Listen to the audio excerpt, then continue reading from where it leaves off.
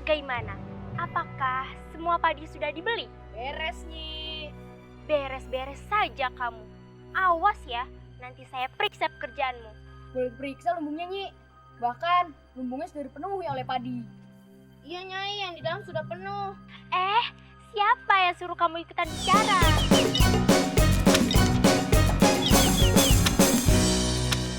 Happy birthday. Aku duluan. Wah, kok rebutan kabunan ikutan dong ya? Ya, kok nggak boleh, kabunan ngantri deh, kabunan ngantri. Oh, jadi boleh ikutan main kalau misalnya kabunan cerita? Iya. Ya udah, tapi adik-adik harus dicopot dulu semuanya ini. Tapi nanti kita main lagi di sini ya. Nah, yuk, copot dulu.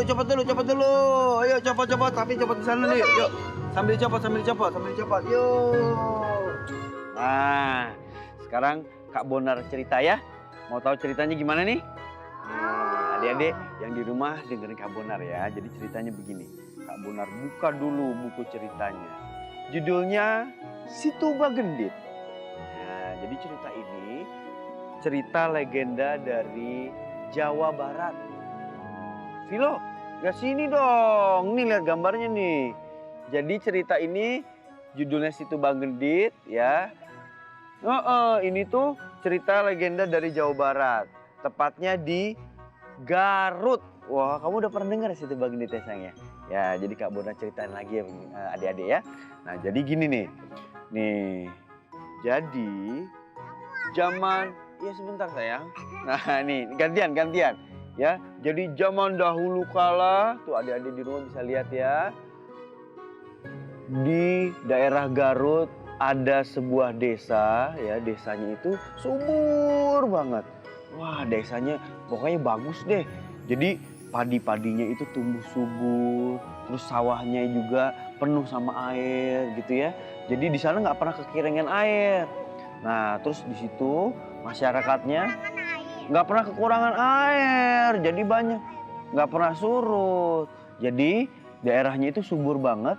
Nah masyarakatnya di adik-adik yang tinggal di daerah situ tuh, di desa itu tuh kerjanya bercocok tanam atau pergi ke sawah.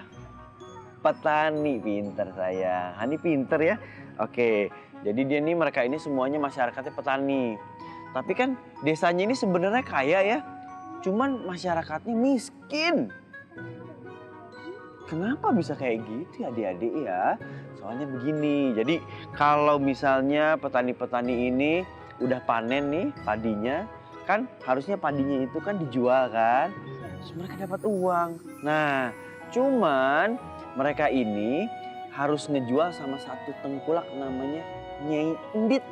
Nah, jadi sana tuh di desa ini ceritanya ada namanya Nyai Endit, dia itu orang kaya. Dia itu rumahnya besar, tanahnya besar, terus di rumahnya itu punya lumbung padi yang sangat besar. Nah, Nyai Endit ini nih curang orangnya. Terus dia gitu udah pelit, dia gitu orangnya ini ya suka maksain kehendak orang. Jadi gini, si petani-petani ini kalau misalnya nggak jual padinya sama Nyai Endit, wah langsung didatengin sama pengawal-pengawalnya Nyai Endit. Jadi Nyai Endit ini punya banyak pengawal, badannya gede-gede gitu. Sebenarnya nih, ini nih Nyai Endit nih. Wah, dia lagi sama pengawal-pengawalnya nih. Wah, rumahnya gede, nggak pakai baju, soalnya badannya gede, nggak ada baju yang cukup. Wah, bajunya nggak ada yang cukup, jadi dia nggak pakai baju. Tapi, cuman ototnya gede-gede. Tuh, lumbung padinya gede banget. Nah, jadi semua padi-padi yang dipanen dari si masyarakat situ ditumpuknya di lumbung padinya Nyai Endit ini. Nah, sebenarnya kan si masyarakatnya ini ya, petani-petani ini udah sedih banget. Aduh, sampai kapan ya kita keadaannya kayak gini? Soalnya mereka kan pengen juga kan punya uang lebih gitu. Terus nggak mau ngejual terus sama si Nyai Endit. Nah, cuman nggak bisa apa-apa mereka karena kan si ini nih ada tukang pukulnya Nyai Endit nih kan, yang nakut-nakutin terus petani-petaninya. Ya udah mereka cuman berdoa aja nih.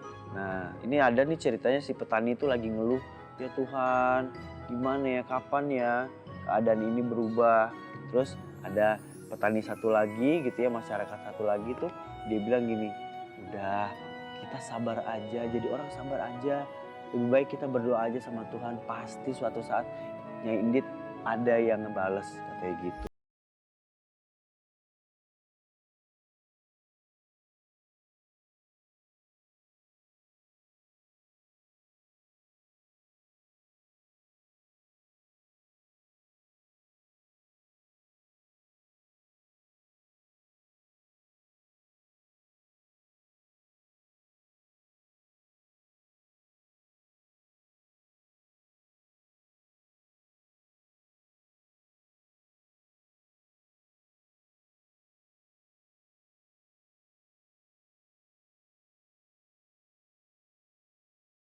Terus udah gitu mereka lagi ini nih, lagi bisik-bisik gitu kan, oh sebel gitu sama Nyai Indit gitu.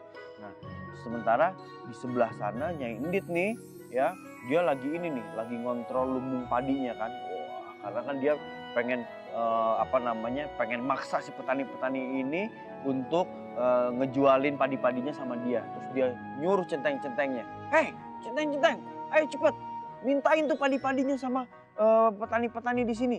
Jangan sampai padi-padinya ini dijual ke orang lain. Ayo cepet datengin mereka satu persatu supaya lumbung padi kita penuh. Supaya kalau nanti kita kemarau kita nggak kekurangan makanan. Tapi kalau misalnya mereka nanti kelaparan si petani-petaninya, mereka suruh datang ke sini, mereka suruh beli sama Nyai Indit. Harganya 5 kali lipat. Barja, Nyai, bagaimana? Apakah semua padi sudah dibeli? Beres, Nyi. Beres-beres saja kamu. Awas ya, nanti saya periksa pekerjaanmu. Boleh periksa lumbungnya, Nyi. Bahkan lumbungnya sudah dipenuhi oleh padi. Iya, Nyai, yang di dalam sudah penuh. Siapa yang suruh kamu ikutan bicara? Maaf, Nyai. Sebentar lagi mereka akan kehabisan beras dan mereka akan membeli padiku. Dan aku akan semakin kaya. Bagus kerja kalian. Awasi terus para petani-petani itu. Jangan sampai mereka menjual hasil panennya ke tempat yang lain. Itu tidak akan terjadi, Nyai. Kalau ada yang membangkang, akan kita beri pelajaran, Nyai. Jangan sampai mereka menjual hasil panennya ke tempat yang lain. Itu tidak akan terjadi, Nyai. Kalau ada yang membangkang, akan kita beri pelajaran, Nyai. Nah ini ceritanya nih di daerah Garut ya, beberapa minggu kemudian. Nah ini nih masuk musim kemarau. Nah, kalau musim kemarau tanya ada hujan nggak? Ada hujan nggak? Nggak ada ya. Panas nggak? Panas. Kayak di Arab. Iya kalau di Arab gosong ya. Oh kayak digoreng dong ya gosongnya. Nah jadi ceritanya masuk musim kemarau. Terus air kan udah mulai sedikit. Nah mau nggak mau kan sawahnya jadi kering juga nih adik-adik. Nah terus dia gitu mulai sedih deh nih. Tuh si petani-petaninya ini udah mulai sedih nih. Karena hasil panenannya akhirnya makin berkurang tuh. Oh udah mulai nangis. Udah masuk musim kemarau. Terus hasil panen padinya udah dibeli semua sama Nyai Indit. Terus tandanya kita harus beli dong sama Nyai Indit. Wah, uang kita kan cuma sedikit, sementara kita harus beli padinya itu mahal banget sama Nyai Indit. Wah, mereka tuh pada ini nih, pada nangis nih, pada sedih gitu kan. Terus nih ceritanya kan udah musim kemarau nih. Udah musim kemarau, nah tandanya si petani-petani ini udah mulai siap-siap nih. Sekarang mereka harus hemat-hemat, uangnya makannya harus dikit-dikit aja. Soalnya kalau misalnya makanannya habis, mereka kan harus beli sama Nyai Indit kan. Nah, terus udah gitu, karena itu mau nggak mau ya mereka pas yang lagi kehabisan ya udah mereka beli deh sama Nyai Indit. Tapi tiba-tiba nih ya di ujung desa itu ya datang nih kan ceritanya nih penduduk desanya ini, masyarakat desanya lagi ngobrol-ngobrol gitu karena mereka lagi sedih kan. Wah, lagi sedih terus tiba-tiba di ujung jalan sana tuh ya ada nenek-nenek jalan. Nenek-nenek pakai tongkat. Kalau nenek-nenek bongkok nggak? Bongkok ya. Jadi jalannya gitu. Pakai tongkat gitu kan.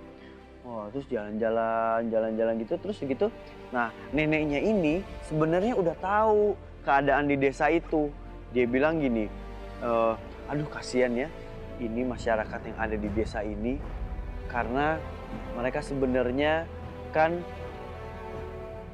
sawah mereka subur, terus gitu tanaman mereka juga banyak, hasil panennya banyak. Tapi mereka hidup menderita karena Nyai Endit.